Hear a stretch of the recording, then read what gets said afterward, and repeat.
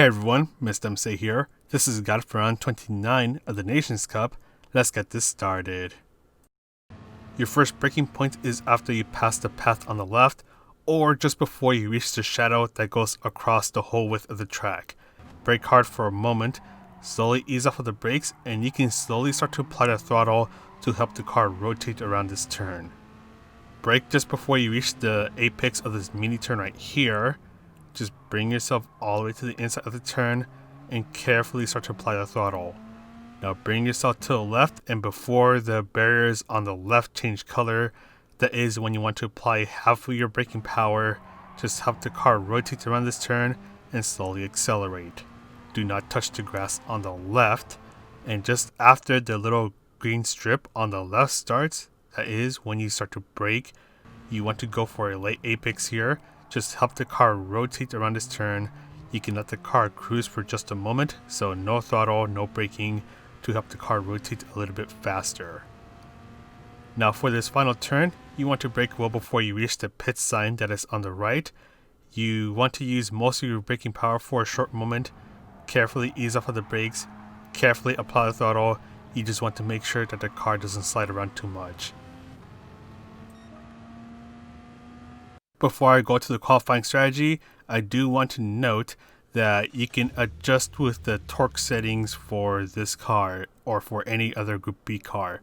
So what you're going to do is go to car settings and then just scroll down. And by the way, you can find the brake balance settings here.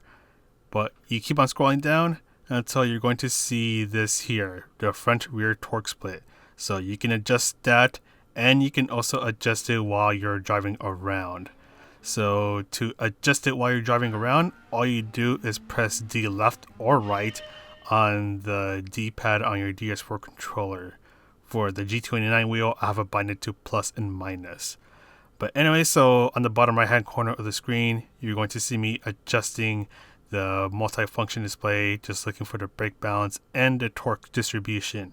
So having it at 50-50 means that the front and rear sides of the car will get an even amount of power, but if you bring it to 10-90, that means that 90% of the power will go to the rear of the car. So let's quickly go ahead and talk about the qualifying session. So you're going to have 10 minutes, not 5, to try to get a good qualifying time. First of all, get away from that possessed car.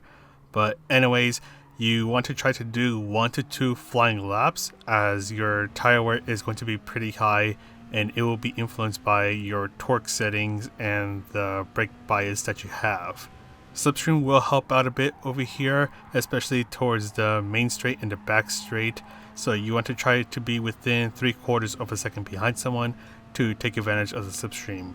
And you really want to do the jump out and jump back in strategy, which is what you're going to see here. This is from another race. So you do your flying lap, you press options, exit, and then immediately go back to qualifying. So this will save you from doing an end lap. This will save you from doing the whole pit stop animation sequence. You'll just spawn back at your pit box, you go back out, do an out lap, and then you'll be able to do another flying lap or 2. And you basically just want to repeat this until you run out of time. Don't forget that this race does have a grid start, so you want to have the traction control set to 1 or 2, but for me I have it set to 1, and just after the race starts, you can then bring it back to 0 or whatever setting you normally have it at. And don't forget that there is going to be a lot of bunching up going on at turn 1, so just get ready to get close and personal with a couple cars around you. In terms of this race, racing medium and hard tires are allowed for this race, but racing hard tires are required, so make sure you put them on at some point in the race so you do not get the 1-minute penalty that gets applied when the race is done. I do want to note where the pit stop entry is. Just make sure you do not hit the sign, the pit stop sign, as that sign is pretty rock solid. The pit stop does take a while, so it's going to take you about 10 seconds until you arrive to your pit box. It'll take 5.5 seconds for your pit crew to work on your car, and the whole pit stop time will be about 18.5 seconds. So even though the pit stop is a little bit long here, what makes it interesting is that after testing the 1 and the 2 stop, they both got similar times. So they were about 1 second apart, with the 1 stop being 1 second faster. So both pit strategies start off the same way. So assuming you start in the front, you can do 12 laps on the racing medium tires. And then when you go to your first pit stop, this is where you have a choice. You either switch on over to the racing hard tires and you're pretty much done with the pit strategies, or you can do another 12 laps on the racing medium tires and then come back to the pit stop at the second to last lap, so lap 24, switch on over to the racing hard tires, and then complete the race with doing just 1 lap on the racing hard tires.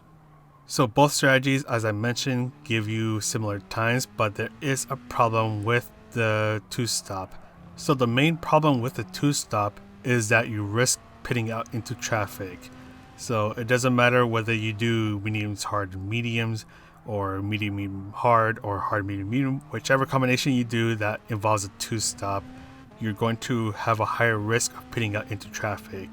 And at a short and narrow circuit like Tsukuba, it's going to be hard to make up any progress that you lost while you're in the pit stop.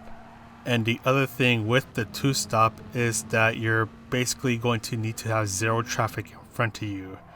The moment that you start to come across traffic, a group of cars, or you start to battle with someone for a long time, it's going to make the chances of you doing well with the 2 stop go down and down as time goes on.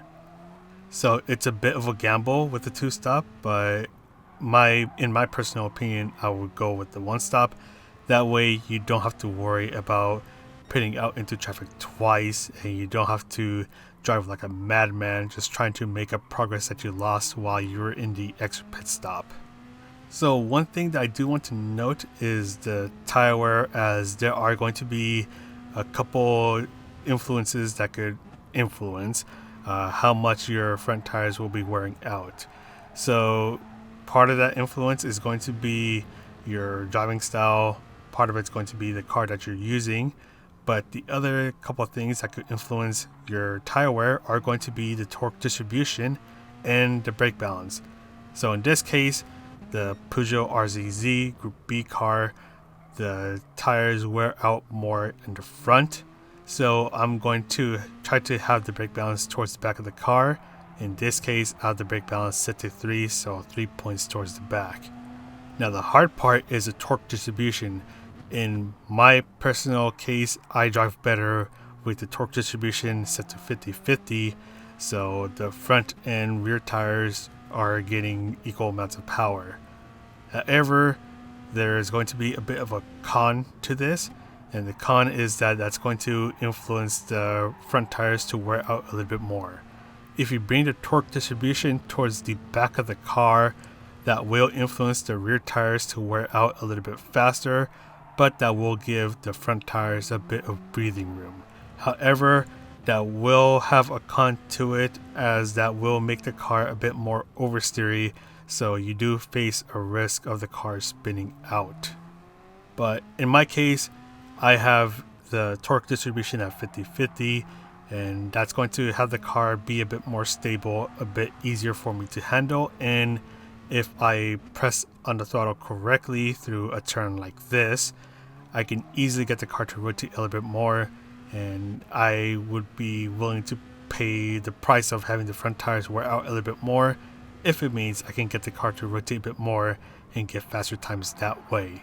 And finally, the main reason why I chose this car over all the others, the Peugeot RCZ, is because this car can rotate pretty easily. So it's pretty easy to get this car to quickly rotate around these turns, especially these tight turns over here at Tsukuba. So that's going to be my car of choice. Just be aware that this car is a little bit twitchy, so it might take a little bit of time to get used to it. But that is pretty much it for this guide, so let's go ahead and quickly summarize everything up. So the 1 stop and the 2 stop get similar times, but because you do risk pitting out into traffic, it will make the two-stop a little bit harder to achieve, as if you end up in a battle, that will make the two-stops plan crumble apart. So the one-stop is looking like it'll be the go-to plan. Feel is not an issue, but the tire wear is an issue, and that's going to be influenced by your driving style, the car you're using, the brake balance, and in this special case, the torque distribution. But that is pretty much it from me. I'm going to go ahead and sign off now. So this is Mr. MCA, wishing you a good race, and I'll see you in the next video.